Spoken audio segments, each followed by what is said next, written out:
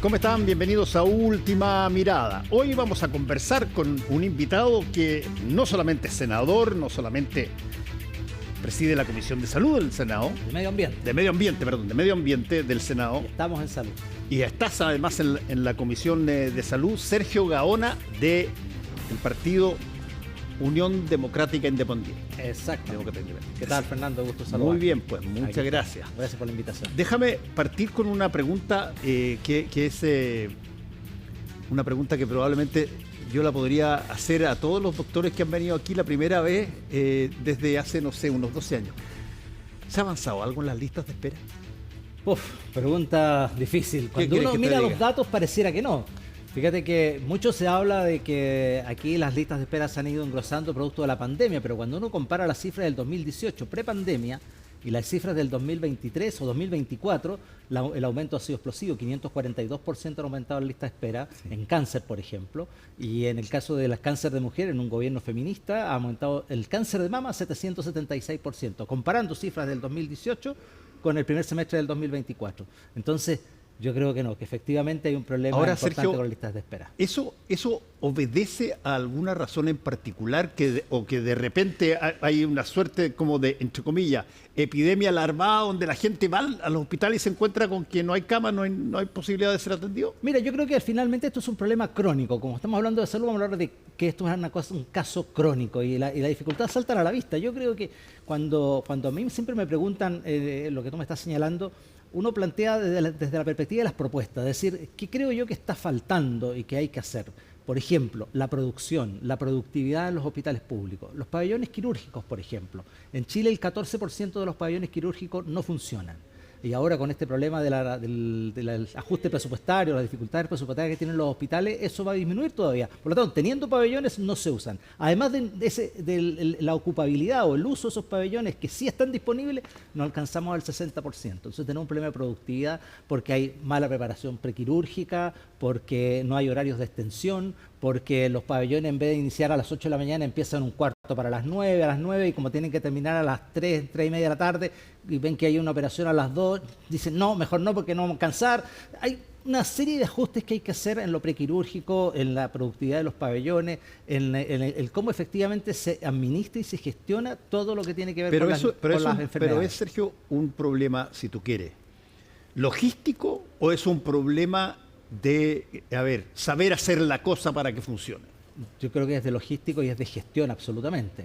Se requiere más inversión, requerimos más pabellones quirúrgicos, pero también se requiere inversión en recursos humanos, se requiere inversión en equipamiento, en insumos. Hoy día, los últimos 3 meses, el gobierno va a tener que suplementar en miles de millones de pesos para poder seguir operando en las listas de espera y poder seguir atendiendo en pabellones. Pero no solo eso, si nosotros tuviéramos, por ejemplo, una mayor resolutividad en la atención primaria, por los servicios de alta resolución, los SAR, que son muy pocos en Chile, atienden, por ejemplo, cirugías menores, podrían tener algunos casos que no necesariamente tienen que derivarse y esperar el llamado de un especialista, sino que el especialista, por ejemplo, el otorrino, el oftalmólogo, tú lo podrías tener ahí en atención primaria, y eso evitaría que mucha gente tuviera que esperar meses y meses para que le sean operado una catarata o para que lo vea el otorrino, en fin.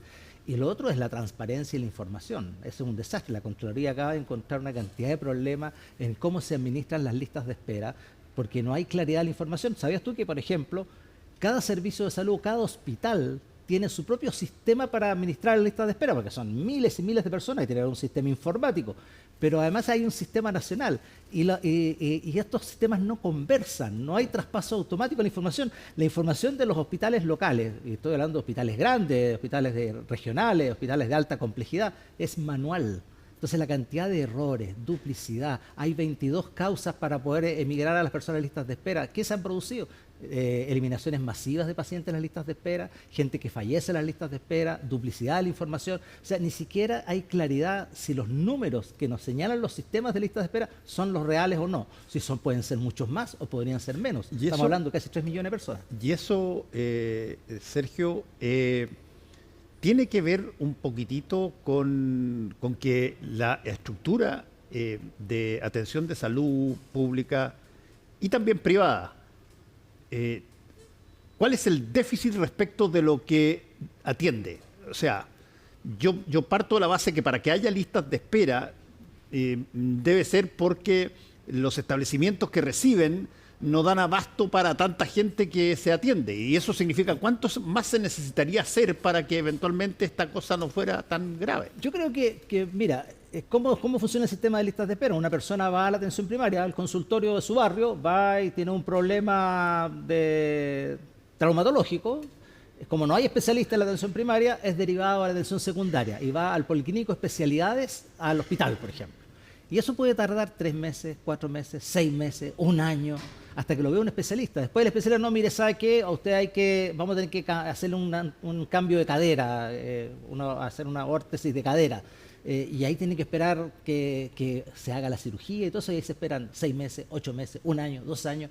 A veces la gente opta por irse al sector privado, rompe el chanchito, junta platita y va por la modalidad libre de elección, un FONASA tipo COD, va y paga y resuelve su problema. Pero esa persona todavía ni siquiera la han sacado de la lista de espera. ¿Te fijas? Entonces, tenemos un problema ahí que la demanda, la oferta de servicios, de especialidades, de cirugía, estamos hablando de los no GES, porque las GES están garantizadas, a pesar de que tienen retraso, pero hay una obligación y el FONASA está más obligado en esto. Pero en el caso de las no GES, esas garantías evidentemente va a depender de la disponibilidad de especialistas de atención secundaria, la disponibilidad de pabellones, y ya te conté todos los problemas que tenemos ese es un tema bien interesante, porque también cada cierto tiempo aparece el concepto de, a ver, ¿cuáles son las especialidades más críticas? Digamos, por ejemplo, siempre se ha hablado de que oftalmología, por ejemplo, es una cosa que crecientemente se necesita y que no ha aumentado la cantidad de personas que atienden oftalmología. En Chile, ¿cuáles son las especialidades que ha subido la demanda por ellas, pero no ha subido la oferta de ellas? Cuando uno plantea y ve, por ejemplo, cuáles son las mayores especialidades con mayores listas de espera, precisamente otorrino, el tema de oftalmología y traumatología, son como las 3 más fuertes. Y efectivamente ahí tenemos otra dificultad respecto de la formación de especialistas. Hoy día los especialistas tienen que formar en hospitales y las universidades tienen que generar esa especialidad. Es cierto de que efectivamente se ha ido aumentando la mayor cantidad de cupos de especialidades, pero yo te pongo el caso de mi región, la región de Coquimbo. Se van a construir se están construyendo 2 hospitales gigantescos, Fernando. Son hospitales de 600 camas cada uno. Eso es una inversión cercana a los $900 millones entre el hospital de Coquimbo y el hospital de La Serena. Algo histórico. Se multiplica por 10 cada uno de los hospitales en términos de atención, disponibilidad, equipamiento y todo. Necesitamos 500 especialistas en los próximos 4 años. Ni por dónde llega eso. Este 17 de octubre vamos a tener un seminario con la ministra de Salud en una universidad regional, la Universidad Católica del Norte, para analizar este tema, de dónde vamos a sacar esos 500 especialistas. Ahora, no hay capacidad para formarlo en 4 años, hay un problema de planificación, un problema también, y esto, porque además esto lo define la Asociación de Facultades de Medicina, está como media privatizada, esto de cuántos cupos y todo eso, ahí interfieren los colegios profesionales. Es bien interesante eso que plantea, porque han habido casos así que han pasado. Y fíjate que no han tenido mal resultado, independientemente del criterio político de los países. Te pongo uno, Cuba. Cuba en los 60 importó una cantidad brutal de médicos de todos lados y generó una medicina bastante relevante y súper apreciada. En Estados Unidos, en algunos estados, te invitan con beneficios tributarios, sí, claro, una serie de cosas para que tú vayas para allá. En una de esas, tú podrías seleccionar, países inmigrantes, homogéneos. Claro, o gente que está en posición de hacer inmigración profesional y traerlas a Chile si es que falta chilenos. Pero sucede, pues, Fernando. Hospital de Illapel. Hospital de Illapel, de los 35 profesionales, el 80% son extranjeros. Claro, porque muy pocos médicos chilenos quieren ir a trabajar a Illapel. ¿Qué va a hacer? Va a tener un hospital provincial, es un hospital hoy día de 35 camas, pero se va a convertir en un hospital de 135 camas ahí en la región nuestra. Y evidentemente, y así tú sumas y sigues, tú vas a muchos hospitales comunitarios, hospitales de mediana complejidad, vas a encontrar a muchos médicos extranjeros y también en hospitales de alta complejidad. Hay muchos médicos venezolanos, o sea, está comenzando a pasar. Yo estoy de acuerdo contigo, yo estimularía esa posibilidad. Evidentemente, aquí en Chile le ponemos algunas cortapisas, porque le ponemos el EUNACOM y todas estas cosas. Tengo a una persona que pediatra y que es argentina y que vino con su marido y que lo conversaba aquí con el presidente del colegio médico el otro día, decía, a ver, ¿qué más tiene que hacer? Presentó todos sus papeles, hizo la ENACOM, tiene que hacer para que efectivamente tenga el paso, porque efectivamente, como tú dices, se necesita, pero hay que pasar una permisología. Claro, pasar una permisología. Permisología médica. Claro, médica, porque efectivamente hay que certificar y garantizar de alguna medida que esos médicos extranjeros están preparados y su atención de salud va a ser bastante homogénea, muy parecida a la que hacemos acá en Chile. Por lo tanto, es evidente que tiene que haber estas certificaciones. Ahora, se ha ido avanzando en el sentido que ya no se hacen cada cierto tiempo, se hace con mayor regularidad, mayor frecuencia, porque está llegando mucho médico extranjero. Ahora, yo estimularía eso, de verdad, para serle franco. Y además, la cantidad de facultades de medicina que ha crecido en Chile respecto de hace 20 años atrás es enorme también. Eso supondría de que si que crecen más es porque hay demanda por muchos eso. se van al sector privado, pues. Muchos incluso hacen la especialidad y termina, que es otro tema que queremos modificar. Yo por lo menos, a mí no les gusta mucho a los médicos, que es lo que yo siempre digo esto, pero debiera prohibirse que el médico pagara esa especialidad.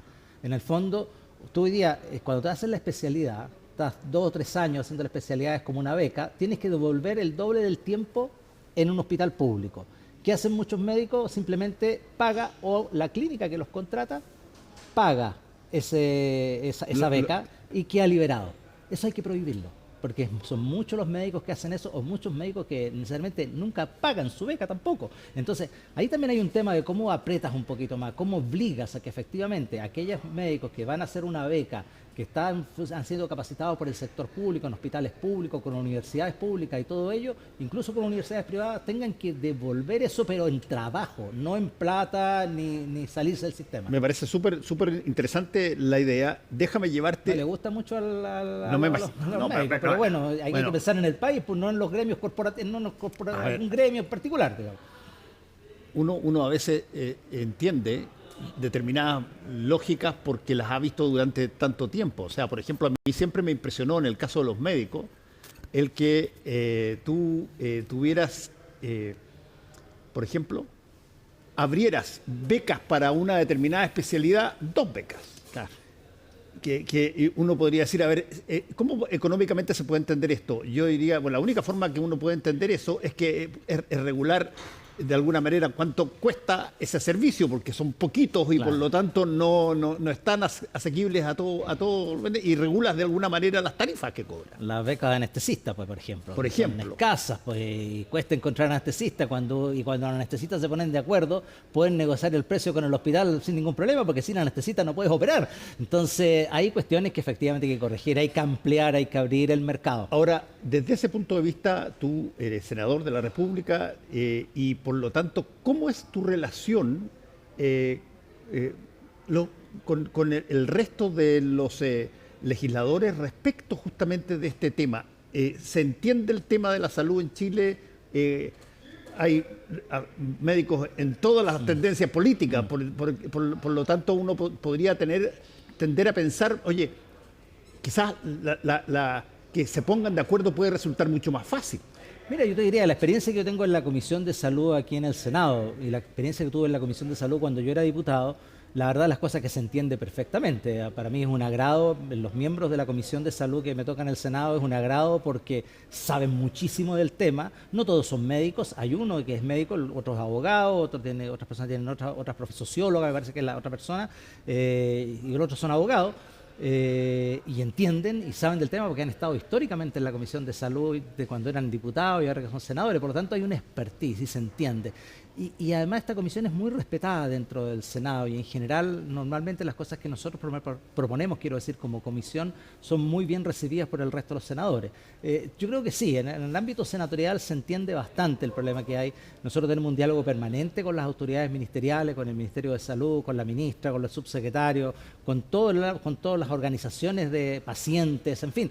Yo diría que hay conocimiento y todos estos temas han estado encima de la mesa. Hay muchas materias que son propias del Ejecutivo y que el Ejecutivo tiene que presentarlas y evidentemente nosotros forzamos, como por ejemplo esto de la reforma a la salud. Se supone que ahora el 1 de octubre, es decir, mañana, debiera ingresar el proyecto que termina con las preexistencias en las ISAPRE. Termina con las preexistencias significa se acaba la declaración de salud.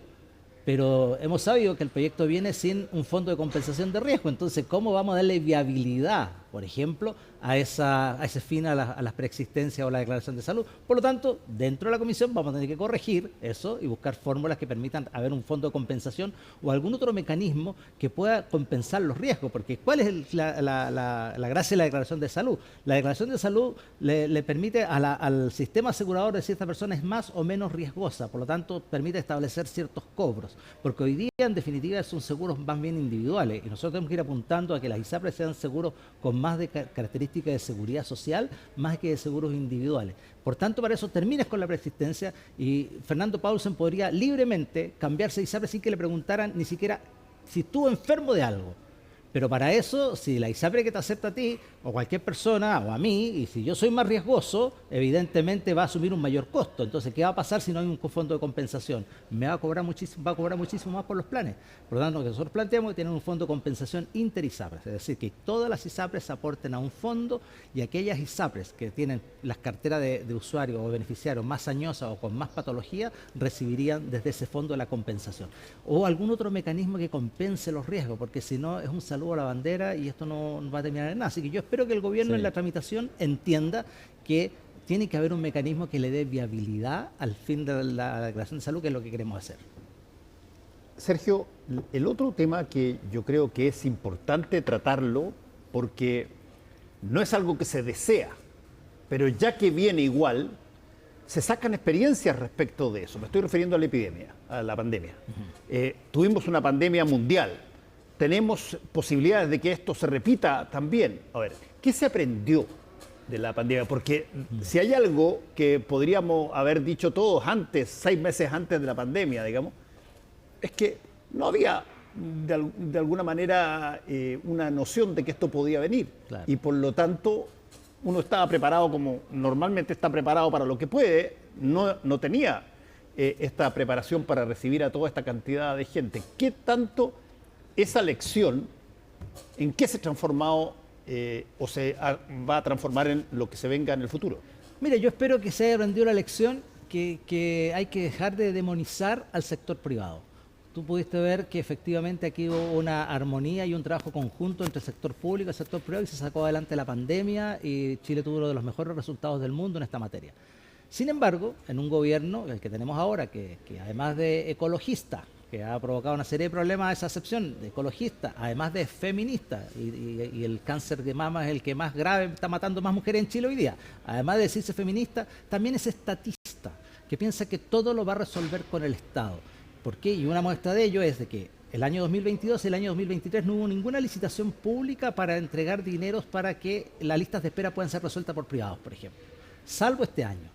Y este año licitaron para los próximos 3 años. Entonces perdimos 2 años de poder haber resuelto los temas de listas de espera simplemente porque pensaron que con recursos del Estado y metieron recursos del Estado, 80.000 millones en el 2021 y 40 y tantos mil millones, 35.000 millones en el 2022. Pero las listas de espera siguen aumentando. Por lo tanto, creo que hay que hacer una interacción. Oiga, si no puedo yo como servicio público resolver los problemas, oiga, hay 4.000, 5.000 cataratas, licítelas, entréguelas, que una clínica oftalmológica la resuelva, si puede resolver las operaciones de cadera, y al final cuando usted licita pone el precio como Estado. Y por lo tanto, al final no es que sea más costoso, sino que simplemente hay otros operadores del sistema que pueden ayudar a resolver estos temas tal como se hizo durante la pandemia. Yo creo que eso no se ha implementado adecuadamente. Debo reconocer que ahora sí se implementó 2 años después, porque el gobierno piensa de que esto se resuelve con más gasto público.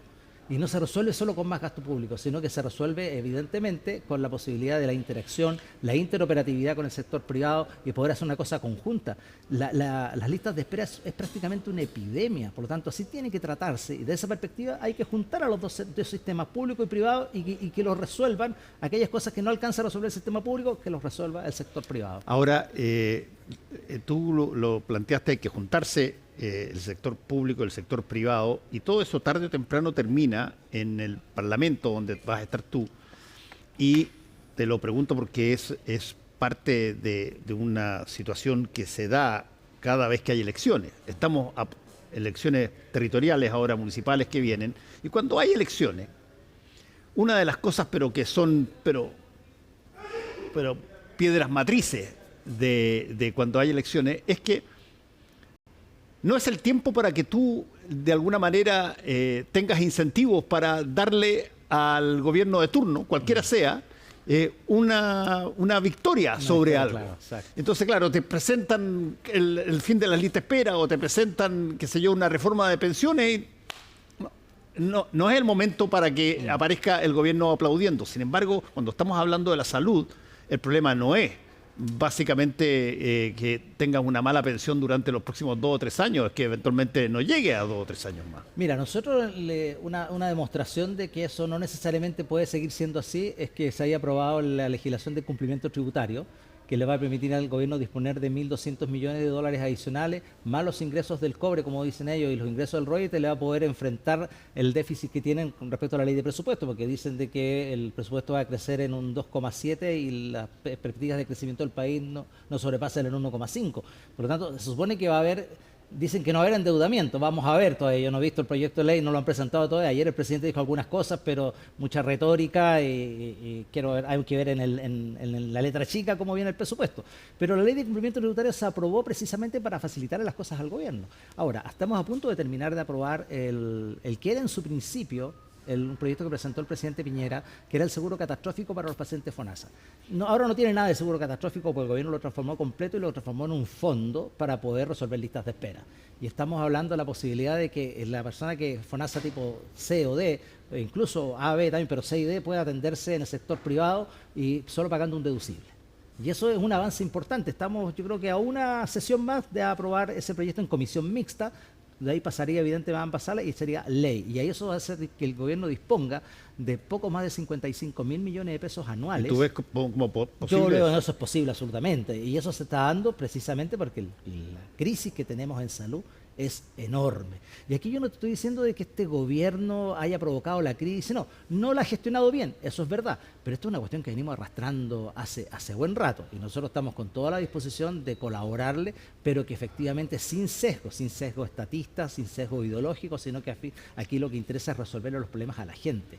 Y si los problemas a la gente se los puede resolver la clínica X a precio FONASA, que lo resuelva la clínica X.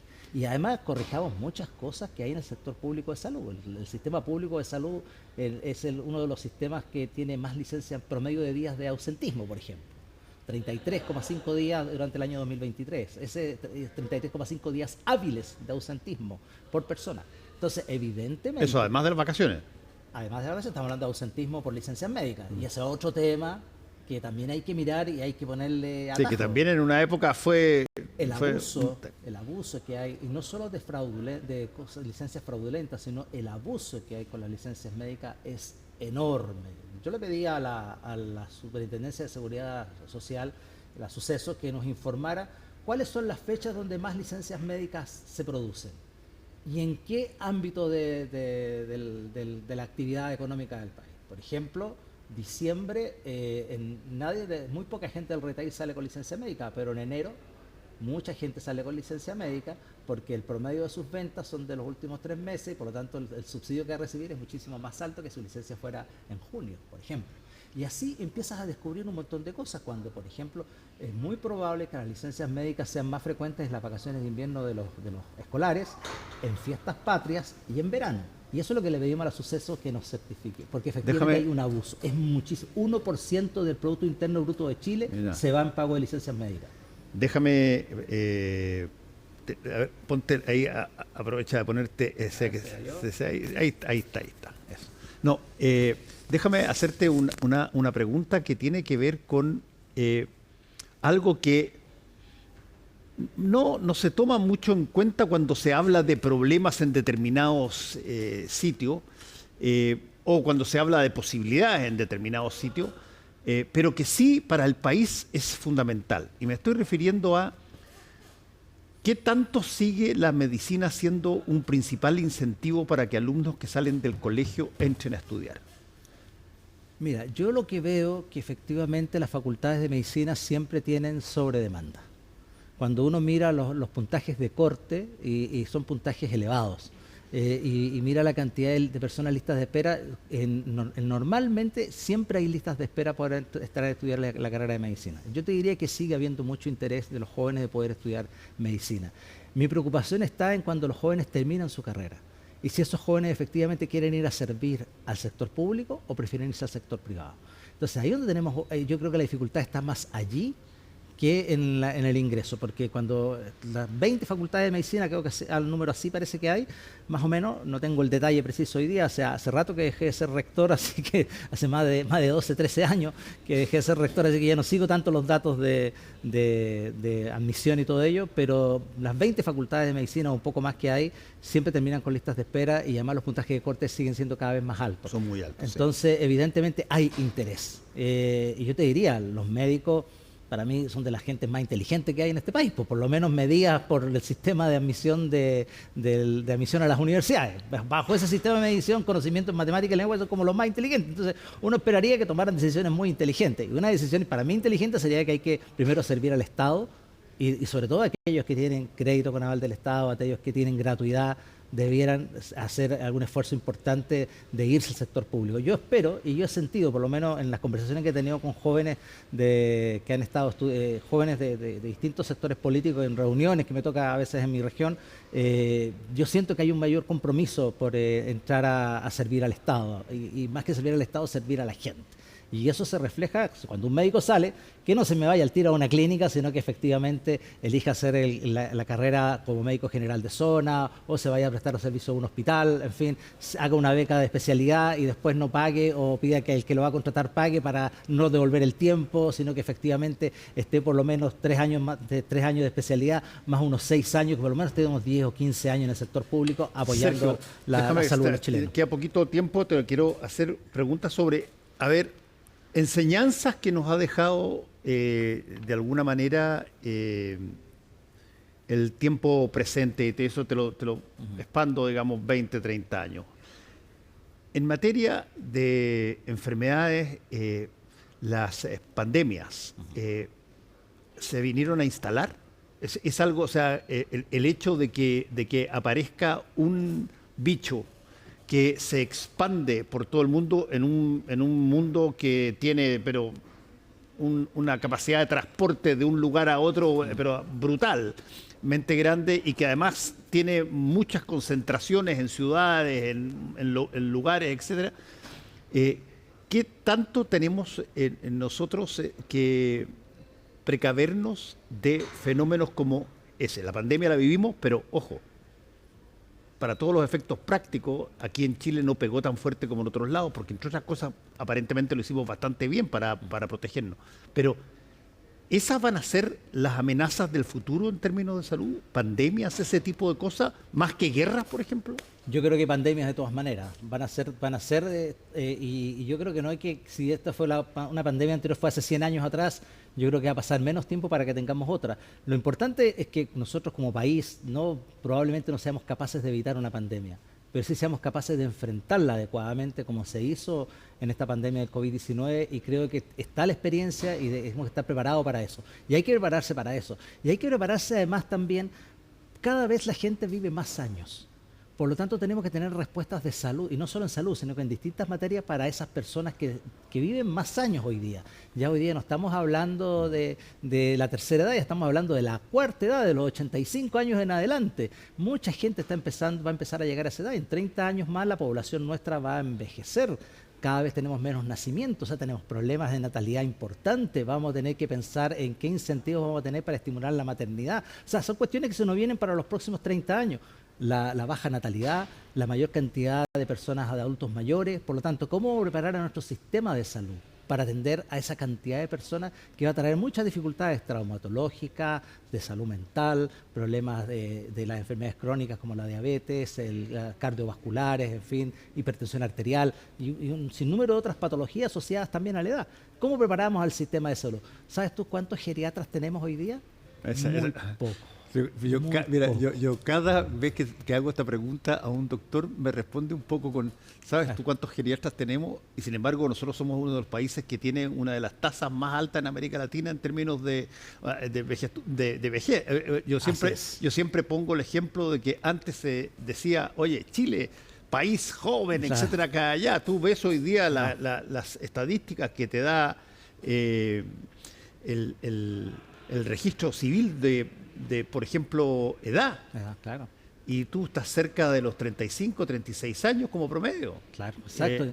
Y la población sigue envejeciendo cada vez más y aceleradamente. Somos los países que tenemos más tasa de envejecimiento y con más complicaciones. Otro pelito más a la sopa. Chile es el país con la más baja tasa de natalidad de Latinoamérica y uno de los 5 países con ¿Más que Uruguay? Más baja claro, junto con Uruguay. Junto con Uruguay. Más baja tasa de natalidad del mundo. Estamos en 1,2, cuando lo normal, uno así más o menos en Latinoamérica es 1,9 y lo ideal sería 2,2, 2,5. Entonces, la tasa de reemplazo, eso va a hacer que la pirámide cada vez se invierta y vamos a tener mucha menos gente activa y más gente pasiva. Y eso es un reto para el sistema de pensiones, para el mundo laboral, un reto para la salud, un reto para... Sergio Gaona, última pregunta. Ya, hemos hablado de todas las cosas pencas. Dime, a ver, ¿qué cosas buenas se están viendo en términos de la salud pública de aquí para el futuro? ¿Dónde están tus esperanzas? Tus esperanzas. En la reforma a la salud. Yo espero que este gobierno efectivamente cumpla con lo que acordamos cuando se tramitó la ley corta de ISAPRES y plantee una reforma de salud. Y este es un momento muy importante. Fíjate que nosotros en la Comisión de Salud del Senado convocamos a expertos, distintas comisiones de expertos para la ley corta, expertos para la reforma a la salud, y ahora tuvimos un comité técnico que nos ayudara a dar luces de por dónde tienen que ir la reforma a la salud. Transversalmente tenemos acuerdo en el 95-90% de las cosas. Este gobierno tiene una oportunidad enorme de poder tener una gran reforma a la salud porque hay acuerdo y harta conciencia transversal de que podemos hacerlo y mejorar notablemente los temas de salud.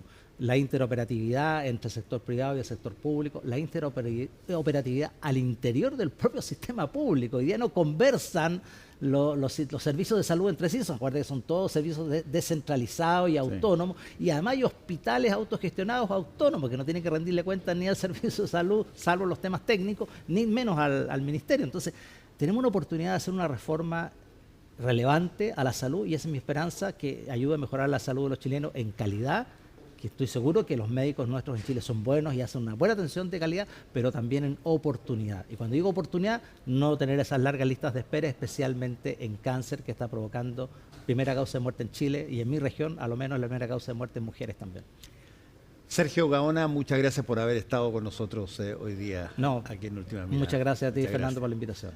Nos vamos, acuérdense, mañana tempranito CNN Radio, ahí estaremos junto con Carolina Urrejola y por cierto, en la noche estaremos de vuelta aquí en Última Mirada. Hasta luego.